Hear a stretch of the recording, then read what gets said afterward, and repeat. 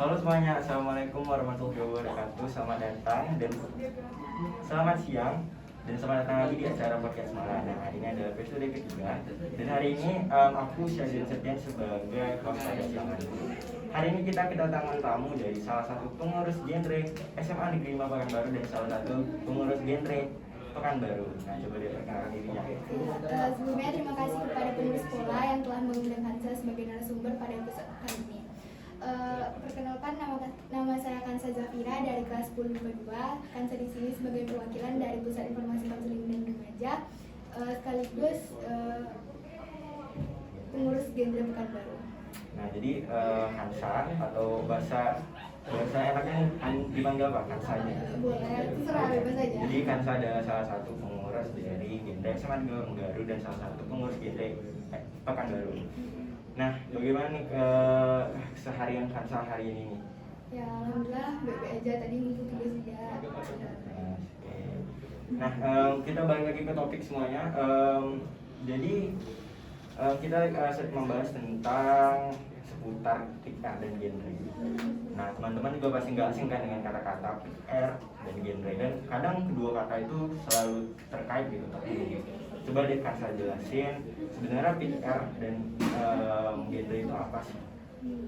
Kalau untuk PR sendiri itu adalah kependekan dari Pusat Informasi dan Konseling Remaja, sedangkan genre itu adalah kependekan dari Generasi Berencana. Nah, kalau untuk hubungannya itu sangat kayak terhubung banget gitu. Soalnya kalau misalnya pengertian dari PR ini adalah suatu wadah untuk kegiatan program Generasi Berencana. Jadi Generasi Berencana ini adalah programnya, PR itu adalah wadahnya gitu. Jadi PR itu adalah wadahnya dan genre itu adalah proker-proker di PR. Oke. Jadi sebenarnya Kak, tugas utama dari dibentuknya satu PR dan program genre ini apa sih? Nah, itu gunanya untuk mempersiapkan masa remaja ini lebih produktif ke depannya gitu. Jadi kalau kita masa remaja ini kan masa labil-labilnya, jadi guna kami itu untuk menstabilkan gitu, kayak gimana sih caranya kita tuh supaya nggak gimana sih kalau bisa remaja tuh pasti kayak banyak masa-masa paling complicatednya lah kalau dalam kehidupan. Jadi ini tuh lebih tentang sosialisasi kepada remaja-remaja baik di SMA Negeri Pekanbaru dan juga di Pekanbaru. Nah, jadi Kak, contoh kegiatan sosialisasi yang diadakan ini apa sih? Kalau untuk contoh sosialisasinya kayak mungkin terjun langsung ya ke sekolah-sekolah. Kalau untuk dari tim SMA 5 itu mungkin karena kami baru dibentuk 2015 tapi belum aktif, dan baru aktifnya di mungkin sekarang-sekarang, dan situasinya itu lagi pandemi kan, jadi belum ada kegiatan khusus gitu. Tapi kalau untuk kegiatan sosialisasi biasanya orang luar yang datang, kayak orang dari Pekanbaru, jadi memberikan materi untuk kami. Oke. Nah, jadi sebenarnya dari definisi tadi kita balik lagi ke definisi PR dan genre. Nah, dari definisi tersebut udah pernah belum tim PR SMA Negeri Pekanbaru melakukan kegiatan yang mensosialisasikan tentang masalah permasalahan remaja? Kalau untuk terjun langsung gitu, mungkin kayaknya belum ada ya. Tapi mungkin per pribadinya, misalnya kayak ada kawan yang mau curhat, itu udah termasuk suatu contoh ya. Misalnya ada kawan mau curhat, terus kita open, nah itu udah termasuk itu. Tapi kalau untuk kayak kumpul, duduk dan bersosialisasi itu mungkin karena pandemi belum ada. Tapi kami sudah beberapa sih mengikuti lomba pada 2019 dan 2021 ini juga membuat PR. Aku kemarin juga sempat ini sih nge-scout juga di genre Pekanbaru.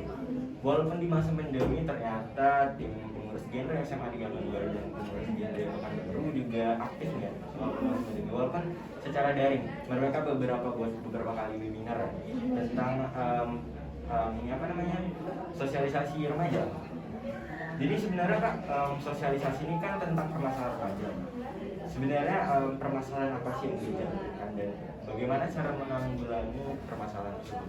Kalau permasalahan itu pasti banyak ya, apalagi di kalangan remaja kita sekarang ini. Kalau misalnya semasa sekolah dulu ya, pasti ada yang bolos, bullying, dan lain sebagainya. Banyak lah. Dan itu udah kayak biasa Iya, gitu. rahasia umum aja kayak oh dibully ya udah kayak gitu. Tapi kadang-kadang orang kayak ya apa sih kayak ya udah biasa aja, kayak kadang-kadang orang tua banyak juga yang kurang terlalu kayak oh dibully ya udah kayak dilawan aja, bilangnya kayak gitu. Tapi kalau Dalam jiwanya sih ya. udah tertekan banget kalau gitu. Jadi itulah tugas kami di situ, kayak menaungi orang-orang kayak gitu. Jadi sebenarnya nggak tentang permasalahan remaja aja sih, contohnya tentang edukasi tentang sex education, tentang HIV/AIDS. Nah, jadi kak, kalau coba kita bahas tentang HIV/AIDS, kayak kalau misalnya di gender sendiri dan PKR, bagaimana sih cara menaungi nih masyarakat supaya terhindar dari AIDS dan HIV, supaya para vipers juga tahu nih di rumah dan teredukasi tentang beberapa edukasi tersebut. Kalau HIVS ini penanganannya tuh kayak kalau untuk di masyarakat palingan kita bisa cuma support kan. Kalau untuk secara medis ya pasti tenaga medis yang bertanggung jawab gitu. Kalau kita sebagai nggak juga harus anak misalnya anak pikir aja yang emang harus seluruh masyarakat masyarakat Indonesia harus tahu gimana cara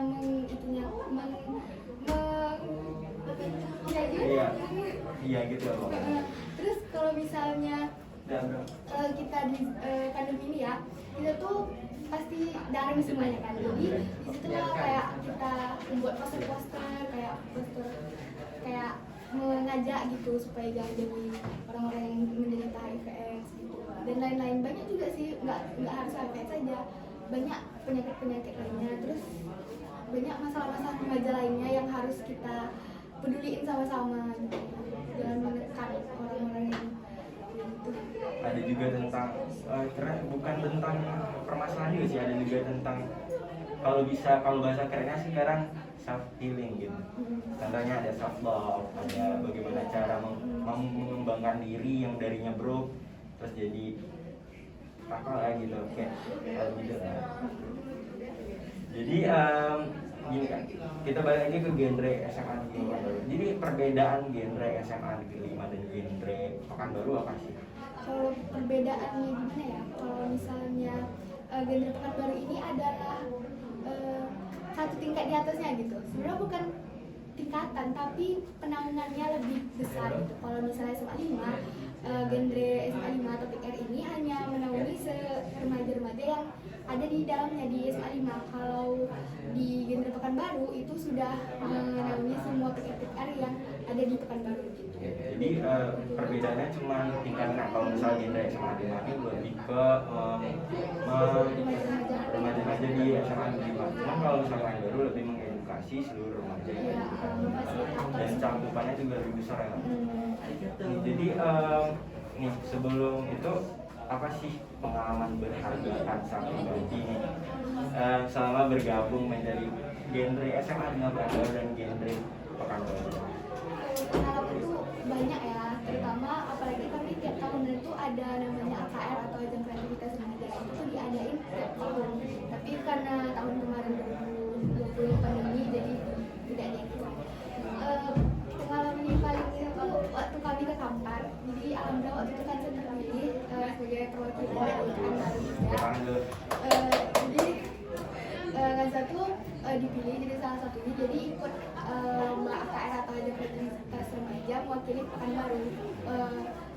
AKR itu akar provinsi, AKR Riau. Ini tuh dari SMA Negeri 5 Pekanbaru terus dari seluruh ya seluruh. Tapi waktu itu Kansa kan masih SMP, jadi bawa nama SMP dulu. Tapi kan tiap tingkatannya pasti masih gitu kan. Setidaknya itu mau pengalaman berharga di genre. Iya, betul. Terus waktu di sana tuh kami di Kampar tuh ya semua bareng-bareng teman-teman. Kapan kan kayak nggak pernah kan asik di rumah terus biasa sama keluarga ini. Untuk sama teman-teman makan bareng, tidur bareng, have fun bareng lah pokoknya biasa itu. Terus ada suka-dukanya juga dalam lombanya. Alhamdulillah kami juga mendapatkan beberapa piala.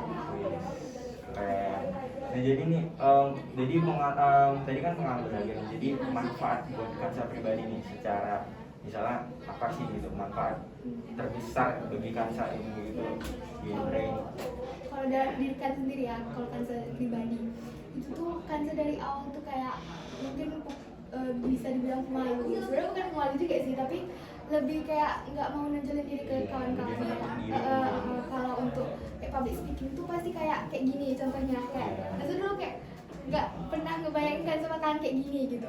Kayak Kalau ngobrol langsung gitu. ya, nah dengan genre kan tuh bisa kayak gini gitu, terus bisa merasa lebih produktif aja gitu kalau udah masuk genre itu kayak bisa hari-hari tuh kayak ada aja yang bermanfaat gitu bagi orang lain, kayak ini contohnya kan. Dan juga bisa dapat mengedukasi bukan hanya orang lain untuk diri juga, cuman diri sendiri pun juga teredukasi ya Kak. Nah jadi siapa sih sebenarnya sosok motivasi dan role model seorang Kansa Zafira, biar teman-teman juga mungkin bisa menjadi referensi nih buat hal-hal positif lagi jadi seorang Kansa yang sangat positif vibes ini. Kalau Kansa sendiri tuh nggak usah jauh-jauh ya, kalau Kansa mama sih, soalnya mama tuh ya khususnya untuk semua orang ya pasti memiliki mama lah gitu kan. Jadi mama pasti kayak dari kita lahir mendukung, kayak mendukung setiap langkah kita, apapun yang kita pasti mendukung aja. Mungkin emang ada sih beberapa orang tua yang mungkin kita nggak tahu kan orang mensupport anaknya. tapi kayak kemungkinan besar tuh pasti mensupport gitu. Jadi kalau menurut Kansa orang tua sih yang paling utama tuh orang tua dari segi apapun. Jadi role model seorang Kansa Zafira adalah seorang ibunya sendiri. Oh iya benar. Jadi ibu itu adalah sosok yang gimana ya? Sangat gimana itu yang inspiratif pokoknya, yang mendorong kita untuk hal yang lebih baik dan selalu mendukung kita dalam situasi apapun. Oke, jadi coba deh sebelum kita akhiri perbincangan kita pada siang hari ini, kira-kira harapan Kansa sendiri buat khususnya buat para remaja yang di luar sana dan pesan-pesan buat para remaja yang sedang mengalami permasalahan remaja, kira-kira apa sih Kak? Kalau Kansa pribadi nih untuk menyampaikan kepada seluruh remaja yang mendengarkan itu tuh tetap jadi diri sendiri, jangan ikutin misalnya kawan kita ini juga gitu. Kayak jadi aja diri sendiri, temukan jati diri kita dan lakukan apa yang kita inginkan sesuai asal itu positif dan itu menurut kita it's okay gitu, kayak ya udah buat jadi kita tuh positif gitu.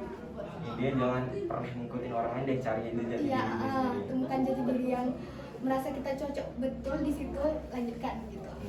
Terus jangan lupa jauhi drugs juga ya, drugs, Benar. AIDS dan juga pergaulan bebas lainnya. Karena kalau misalnya kita udah ke lingkungan tersebut, Udah susah kayak buat, udah susah buat keluar dari zona bahaya tersebut. Iya. Coba deh, jadi genrenya ada salam khususnya sih. Iya, benar. Coba gimana, ajarin aku. Jadi tangannya tuh gini, karena ini nih ada maknanya dari sini, zero to drugs, seks bebas, dan nikah dini. Jadi salam gini, salam genre, salam gitu. Coba 1, 2, 3. Salam, Gini gitu ya mungkin. Cocok. Salam genre. Salam. Nah, ada lagi. Dia 3 salamnya. Itu salam pertama. Yang salam kedua, remaja genre. Sehat, cerdas, ceria. Coba ya. 1, 2, 3. Remaja genre. Sehat, cerdas, ceria. Nah, ada yang terakhir. Apa? Ini genre Indonesia. Saatnya yang muda yang berencana. Ini kayak ikonik dari SMP ya. Iya. Coba 1, 2, 3. Genre Indonesia. Saatnya yang muda yang berencana.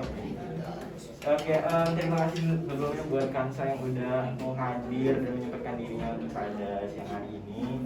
Dan juga buat teman-teman semua, terima kasih yang udah menonton sampai habis. Jangan lupa di like dan subscribe, dan juga jangan lupa di komen di bawah video-video menarik apa yang akan kita lanjutkan di episode berikutnya. Oke, sekian, terima kasih, bye.